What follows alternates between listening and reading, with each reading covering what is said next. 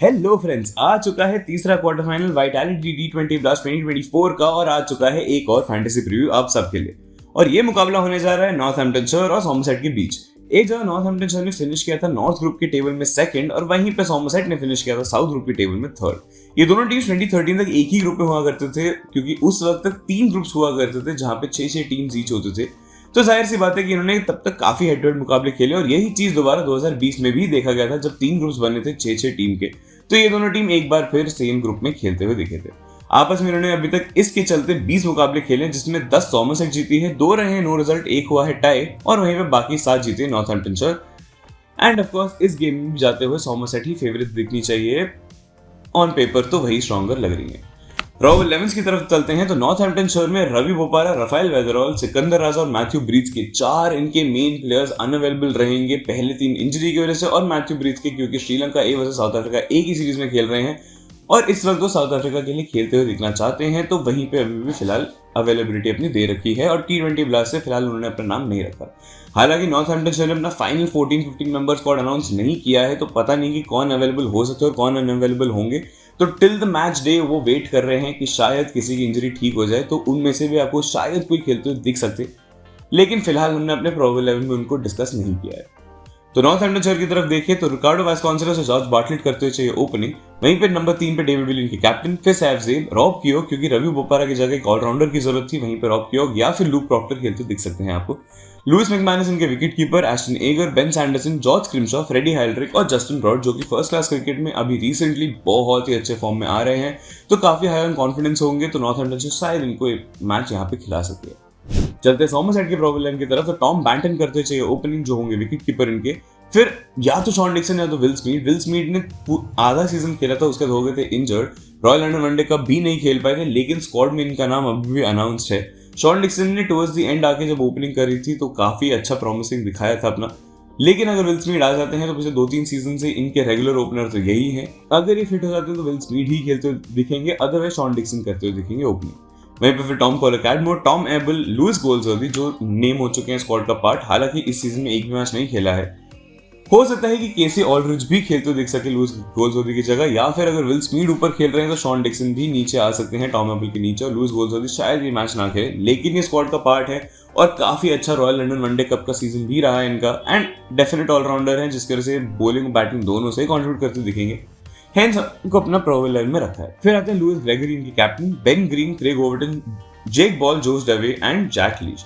अब ये देखना कि राइली मेरिडिथ यहाँ पे नहीं है, क्योंकि वो फिलहाल स्कॉटलैंड के अगेंस्ट अपने ऑस्ट्रेलिया सीरीज का पार्ट है, तो वो स्क्वाड के पार्ट है ही नहीं। बेंच में देखेंगे आपको Will Smeed, Kasey Aldridge, Roelof van der Merwe and Tom Lammonby भी, तो अगर इनका बस चले तो टॉम लैमन भी को भी मिडिल ऑर्डर में खिला सकते हैं, केसी ऑल्ड्रिच को भी किसी एक की जगह खिला सकते हैं, रॉयल ऑफ एंडर मर्वे को भी जैक लीच की जगह खिला सकते हैं, दोनों ही लेफ्ट आर्म ऑर्थोडॉक्स बॉलर्स हैं, एंड विल स्मीथ की हम ऑलरेडी बात कर चुके हैं। ये गेम खेला जाएगा काउंटी ग्राउंड नॉर्थहैम्पटन में, जहां पे average first inning score 177 run का देखा गया। इस सीजन में जो 7 मुकाबले खेले गए हैं T20 ब्लास्ट में, उसमें ये ग्राउंड 100 में यूज नहीं किया गया था, तो लास्ट जो यहाँ पे मैच हुआ था फिलहाल T20s में वाइटैलिटी में ही हुआ था। बैट फर्स्ट का डोमिनेंस है, जहाँ पे 4 बार बैटिंग फर्स्ट जीती, 3 बार बैटिंग सेकंड जीती, तो ज्यादा उतना डिफरेंस देखा नहीं है। पेसर्स विन की बात करें तो फर्स्ट इनिंग्स में पेसर्स ने 4.2 विकेट्स पर इनिंग्स निकाले, लेकिन स्पिनर्स ने 2 विकेट्स पर इनिंग्स निकाले। वहीं पे सेकंड इनिंग्स में पेसर्स को और ज्यादा हेल्प मिला है, कम ओवर परसेंटेज डाल के ज्यादा विकेट्स निकाले उन्होंने, 4.5 विकेट्स पर इनिंग्स निकाले और स्पिनर्स ने 2.2 निकाले, जो कि काफी बराबर का हिस्सा रहा है फर्स्ट इनिंग से कंपेयर, लेकिन ज्यादा ओवर डाल के कम विकेट ही निकाल पाए हैं। चलते रिकॉर्डिंग T20s की तरफ, जो सिंस वाइटैलिटी T20 ब्लास्ट है, तो इसमें आपको 100 का भी रिकॉर्ड मिलेगा। अगर किसी प्लेयर ने इंटरनेशनल मैचेस खेले हैं इस दौरान, उनका भी रिकॉर्ड मिलेगा, end of course vitality blast का तो रिकॉर्ड इसमें है ही। तो नॉर्थहैम्पटनशायर की बैटर्स की बात करें तो अगर मैथ्यू ब्रीच के अवेलेबल हैं तो वो इनकी लीडिंग रन स्कोरर थे इस सीजन में, जहां पे 13 इनिंग में 460 रन बनाए थे 4 50s के साथ। तो अगर वो आ जाते हैं साउथ अफ्रीका एक से हटके, तो डेफिनेटली आपकी टीम में आ जाएंगे। डेविड विली आते हैं 305 रन के साथ, फिर सैफ ज़ेब ने 27 के एवरेज से 243 रन बनाए, वास्कोंसेलोस ने 23 के एवरेज से 229 रन, एंड लुइस मैकमैनस नीचे आके 23 के एवरेज से 118 रन। वहीं पे नॉर्थहैम्पटनशायर की बॉलर्स की बात करें तो सबका ही स्ट्राइक रेट बहुत अच्छा है। विली का स्ट्राइक रेट 16.6, सैंडरसन का स्ट्राइक रेट 16.3, हाइल्ड्रिक का स्ट्राइक रेट 14.2, सैफ ज़ेब का स्ट्राइक रेट 15.4 एंड जॉर्ज क्रिमशॉ का स्ट्राइक रेट केवल 9.3 का है। अगर जैक वाइट खेलते दिखेंगे तो उनका भी स्ट्राइक रेट केवल 9.6 का ही है। सॉमरसेट के बैटर्स ही उतने अच्छे हैं जितने नॉर्थहैम्पटनशायर के बॉलर्स हैं, तो काफी अच्छा मुकाबला हो सकता है ये एक टीम की बॉलिंग क्वालिटी वर्सेस एक टीम की बैटिंग क्वालिटी। टॉम बैंटन का एवरेज 36 का है अभी भी, और टॉम कोलर-कैटमोर का 26 का। एबल इनके वनडे कप के कैप्टन हैं, उनका 29 का एवरेज है। वहीं पे विल स्मीड का एवरेज 27 का और शॉन डिक्सन का भी एवरेज 27.75 का है। तो विल स्मीड, शॉन डिक्सन अगर दोनों खेलते देखेंगे तो दोनों ही बैट्समैन काफी अच्छे फॉर्म में है। अगर दोनों में से कोई एक भी खेलते तो दोनों का ही एवरेज ऑलमोस्ट सिमिलर सा ही है। सॉमरसेट की बॉलर्स की बात करें तो Ben green of course leading wicket taker हैं इनके इस सीजन में, and one of the top highest wicket takers भी हैं वाइटालिटी T20 ब्लास्ट के। Of course Danny Briggs highest wicket taker हैं, बेन ग्रीन वहीं पे टॉप 3 में आते हैं। 21 विकेट्स निकाल चुके 10.3 के स्ट्राइक रेट के साथ। ऑफ कोर्स इसमें थोड़े बहुत 100 के भी मैचेस इंक्लूडेड हैं। लुइस ग्रेगरी ने 18 विकेट लिए 17.6 के स्ट्राइक रेट के साथ। जेक बॉल ने 16.3 के स्ट्राइक के साथ 15 विकेट निकाले, और वहीं पे जैक लीच का स्ट्राइक रेट 15 का है और रॉयल वैन डर मर्वे का 16.7 का है। दोनों ही लेफ्ट आर्म ऑर्थोडॉक्स बॉलर्स है, शायद कोई एक ही खेलता हुआ दिखना चाहिए, तो दोनों का स्ट्राइक रेट काफी अच्छा है। लेकिन रिकॉर्डेड वेन्यू की बात करें तो ऑफ कोर्स नॉर्थहैम्पटनशायर का होम ग्राउंड है। नॉर्थहैम्पटनशायर के बैटर्स और बॉलर्स ज्यादा खेल रखे हैं यहाँ पे सॉमरसेट से कंपेयर्ड, लेकिन सॉमरसेट में भी कुछ ऐसे प्लेयर हैं जिन्होंने एक आध मैच तो खेल रखा है, तो उनकी भी हम बात करेंगे। नॉर्थहैम्पटनशायर के बैटर्स की बात करें तो डेविड विली ने मारे 818 रन, यहाँ पे 45 इनिंग खेल चुके बैटिंग करते, जिसमें 4 50s लगाए, हाईएस्ट स्कोर 95 का भी है। वेस्कॉन्सिलिस का एवरेज रहा 26 का, सैफजेब का एवरेज रहा 25 का, और तीनों ही काफी खेल रखे हैं इस ग्राउंड में। लुइस मैकमैनस का एवरेज 21.63 का है, 13 इनिंग खेल चुके हैं। एमिलियो गे अगर खेलते दिखेंगे तो 22 का एवरेज है 130 रन के साथ, और ब्रीज के अगेन 21 का एवरेज का 124 रन बना चुके हैं, जो सारे ही 6 मैच उन्होंने इस सीजन में ही खेले। नॉर्थहैम्पटनशायर के बॉलर्स की बात करें तो बेन सैंडरसन का स्ट्राइक रेट केवल 16 का है, लेकिन बिली का स्ट्राइक रेट थोड़ा बढ़ जाता है, 20 का हो जाता है। हालांकि इसमें भी एक विकेट तो लेते हुए दिख ही रहे हैं आपको हर मैच में। हेल्ड्रिक का स्ट्राइक रेट इसमें भी कमाल का है, सिर्फ 15 का है, और जॉर्ज क्रिमशॉ का स्ट्राइक रेट भी केवल 13 का ही है। एस्टन एगर का स्ट्राइक रेट ऊपर भी आपने देखा था 30 प्लस का था, और इसमें स्ट्राइक रेट उनका 72 का है। तो क्या आज ये प्लेयर टू अवॉइड यही होते हैं, और आगे जाकर देख ही सकते हैं। सॉमरसेट के बैटर्स की बात करें तो सिर्फ टॉम कोलर-कैटमोर इकलौते ऐसे प्लेयर है जिन्होंने बैटिंग में एक से ज्यादा बार इनको मौका मिला इस वेन्यू पे, लेकिन इनका एवरेज केवल 14 का है इस वेन्यू पे। रॉयल वैन डर मर्वे को एक ही बार मौका मिला बैटिंग करने का, उसमें भी उन्होंने 41 नॉट आउट की पारी खेली थी, और वहीं पे शॉन डिक्सन को भी एक ही बार मौका मिला, उनको भी 40 रन का नॉक खेलने का मौका मिला। टॉम एबल ने एक बार खेला लेकिन सिर्फ 5 ही रन बनाए। सॉमरसेट की बॉलर्स की बात करें तो जेक बॉल 3 इनिंग में 5 विकेट निकाल चुके हैं, केवल स्ट्राइक रेट 13.2 के साथ। वहीं पे क्रेग ओवर्टन ने भी एक ही बार यहाँ पे बॉलिंग कराई है, उसमें भी 2 विकेट लेते उन्होंने, स्ट्राइक रेट केवल 12 का था। बेन ग्रीन ने जो एक बार खेला यहाँ पे सिर्फ एक ही ओवर डाला था, तो उसमें विकेट मिला नहीं, और रॉयल वैन डर मर्वे ने जिस मैच में 41 रन का नॉक खेला उसमें बॉलिंग जब 4 ओवर कराए तो उसमें विकेट नहीं मिला। अब हमने बात कर ली वेन्यू रिकॉर्ड की, हमने बात कर ली ओवरऑल रिकॉर्ड की in T20 since Vitality Blast as well. अब चलते थोड़ी डिफरेंशियल पिक्स की तरफ, तो 2 प्लेयर्स का नाम यहाँ पे लेते हैं हम, जो होंगे जेक बॉल और फ्रेडी हेल्ड्रिक, दोनों ही बॉलर्स। यहाँ का हमने वेन्यू रिकॉर्ड भी देखा कि 177 का एवरेज स्कोर देखा गया, थोड़ा हायर साइड पे, लेकिन बॉलर्स को विकेट भी मिले हैं, तो वहीं पे डिफरेंशियल पिक्स में बॉल एंड हेल्ड्रिक थोड़ा आपको हेल्पफुल लग सकता है। जेक बॉल का वेन्यू का रिकॉर्ड आप ऑलरेडी देख चुके हो, स्ट्राइक रेट केवल 13 का है, जहां पे 3 मैच में 5 विकेट लिए हैं। लेकिन वहीं पे अगर हम वाइटालिटी ब्लास्ट 2024 की भी बात करें तो 10 इनिंग में 11 विकेट निकाल चुके हैं, स्ट्राइक रेट केवल 18.5 का था इसमें भी। तो दोनों तरफ स्ट्राइक रेट इनका कमाल का है, कम से कम 1 विकेट लेते हुए तो दिख ही रहे हैं, एंड हो सकता है कि 2 विकेट भी लेते हुए दिखे अगर वेन्यू का रिकॉर्ड इनके साथ चले इधर, तो डेफिनेट डिफरेंशियल पिक बन जाते हैं आपकी टीम के लिए, और उनका सिलेक्शन परसेंटेज इस वक्त सिर्फ 12% ही है। यहीं पे हम दूसरे पिक की बात करें फ्रेडी हेल्ड्रिक की, तो रिकॉर्ड इन वाइटालिटी ब्लास्ट अगर हम स्प्लिट करें तो स्ट्राइक रेट बॉल फर्स्ट में 15 है और बॉल सेकंड में 13.2 का है। तो दोनों ही सिनेरियोज में उन्होंने काफी अच्छी प्रदर्शन करी है, दोनों बार ही 6 इनिंग्स मौका मिला है, और विकेट्स भी उन्होंने दोनों बार लिए। इस वेन्यू पे भी बात करें तो हमने ऑलरेडी ऊपर देखा था इनका स्ट्राइक रेट कमाल का था, लेकिन अगर हम वही स्प्लिट करके देखें तो बॉल फर्स्ट का स्ट्राइक रेट 14.5 का है, बॉल सेकंड का स्ट्राइक रेट 15.3 का है। दोनों ही सिनेरियो में उन्होंने 12-12 विकेट लिए हैं सिर्फ एक ही इनिंग के डिफरेंस में। तो अगेन ये बहुत अच्छे पिक बन जाते हैं, वेदर बॉलिंग फर्स्ट और बॉलिंग सेकंड, और इनका सिलेक्शन परसेंटेज भी काफी कम है। तो हेल्ड्रिक और जेक बॉल आपके स्मॉल लीग टीम्स में बहुत ही रिस्की हटके पिक्स बन सकते हैं, जो कंसिस्टेंट विकेट टेकिंग में भी दिखे हैं। वहीं पे अगर आपको रिस्क इतना नहीं लेना तो आप इनको सिर्फ ग्रैंड लीग टीम्स में भी ट्राई कर सकते हैं।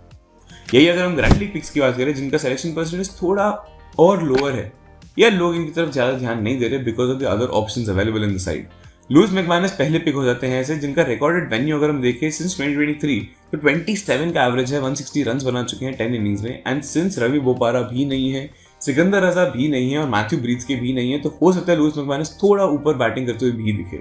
अभी तक इस सीजन में क्योंकि ये तीनों भी खेल रहे थे तो इनको नंबर 6 या 7 पे ही बैटिंग करने का मौका मिल रहा था, लेकिन इस मैच में हो सकता है टॉप ऑर्डर में भी खेलते दिखे, ओपनिंग करते दिखे, या नंबर 4-5 जैसा क्रूशियल पोजीशन भी इनको मिल सके बैटिंग करते हुए, तो डेफिनेट ग्रैंड लीग पिक बन सकते हैं। और इनके साथ दूसरे ऑप्शन जो विकेट कीपिंग सेक्शन में टॉम बैंटन है, जो काफी हिट और मिस प्लेयर हैं। हालांकि इनका सिलेक्शन 80 से भी ऊपर है परसेंट, उसलिए वो बहुत ही सेफ पिक बन जाते हैं, लेकिन ग्रैंड लीग में आप डेफिनेटली एक हिट और मिस प्लेयर को ट्राई कर सकते हैं अवॉइड करके, और लुइस मैकमैनस को उनकी जगह पे रख के।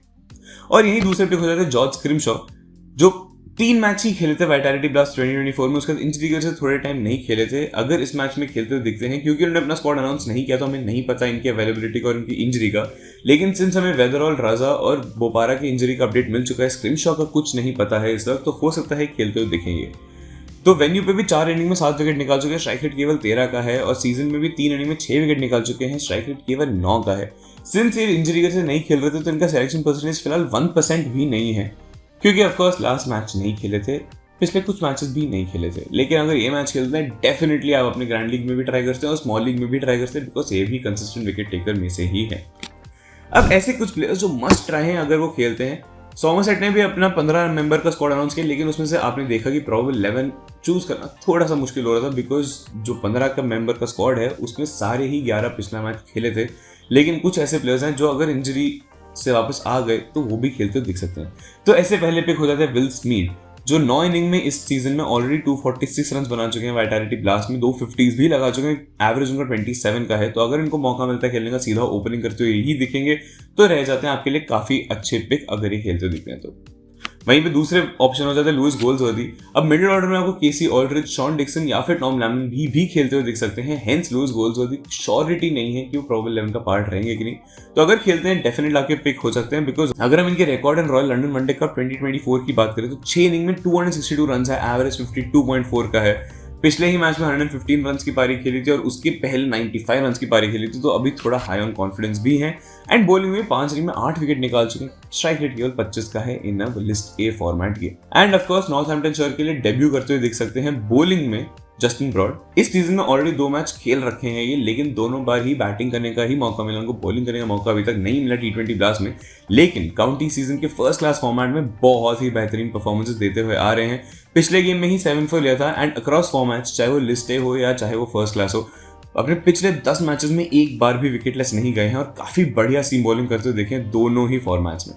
तो सरप्राइजिंग नहीं होगा कि सीधा इनको नॉकआउट स्टेज में खिला दिया जाए as a surprise hidden pick. And अगर ये खेलते देखेंगे जीएल पिक डेफिनेट ट्राई होंगे आपके टीम के लिए। ये ऑलरेडी सीजन में, ऐसा मैंने कहा कि 2 इनिंग खेल चुके हैं, लेकिन अगर इस बार खेलते हुए दिखे तो प्योरली एज अ बॉलर इनको खेलना चाहिए, क्योंकि ये बहुत ही हाई ऑन कॉन्फिडेंस है इस वक्त। फाइनल फैंटेसी टीम तो आपको अपना हमारे ऐप पे ही मिलेगी, लेकिन इस वक्त हम चलते हैं कैप्टेंसी पिक्स की तरफ। तो सेफ कैप्टेंसी पिक्स हो रहा था डेविड विली, बेन ग्रीन और लुइस ग्रेगरी, तीनों ही ऑलराउंडर जो आपको बैटिंग बॉलिंग दोनों से कंट्रीब्यूट करते दिखने चाहिए। एंड ऑफ कोर्स इनके रिकॉर्ड्स भी काफी कंसिस्टेंटली दिखाए हैं कि कहीं ना कहीं से तो आपको कंट्रीब्यूट करते हुए दिखेंगे। डिफरेंशियल कैप्टेंसी पिक्स की बात करें तो सैफ ज़ेब का बैटिंग फर्स्ट करते हुए डेफिनेटली ट्राई कर सकते हैं डिफरेंशियल कैप्टेंसी चॉइस। ऐसा नहीं कि बैटिंग सेकंड में खराब परफॉर्म करते हैं, लेकिन बॉलिंग से कंट्रीब्यूट करते हुए दिख सकते हैं दोनों सिनेरियो में। लेकिन बैटिंग फर्स्ट में इनका बैटिंग का भी पोटेंशियल काफी हाई हो जाता है। अगर आप इनका रिकॉर्ड देखेंगे इस सीजन का वाइटैलिटी ब्लास्ट में, तो बैटिंग फर्स्ट में इनका एवरेज 47 का है और दोनों 50s भी इनके बैटिंग फर्स्ट में ही आए हैं। वहीं पर बैटिंग सेकंड का एवरेज इनका 10.8 का ही है, जहां पे 6 इनिंग में केवल 54 रन ही बना पाए हैं।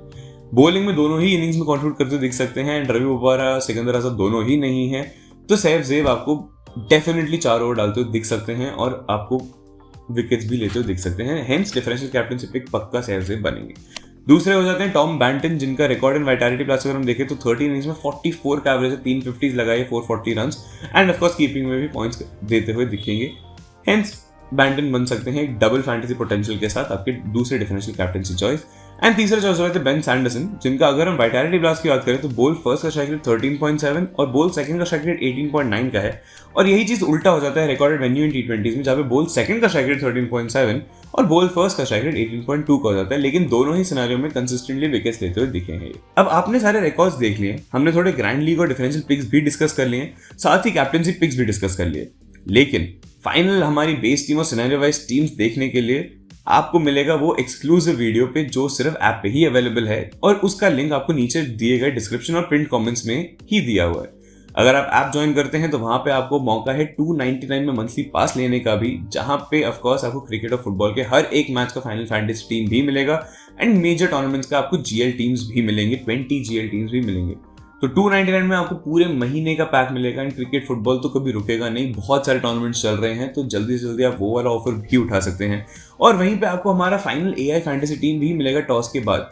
जैसा हमने कहा, नॉर्थहैम्पटनशायर ने अपना फाइनल स्क्वाड अनाउंस नहीं किया एंड सॉमरसेट के भी प्रोबेबल लेवल में थोड़े बहुत डिस्क्रिपेंसीज तो थे।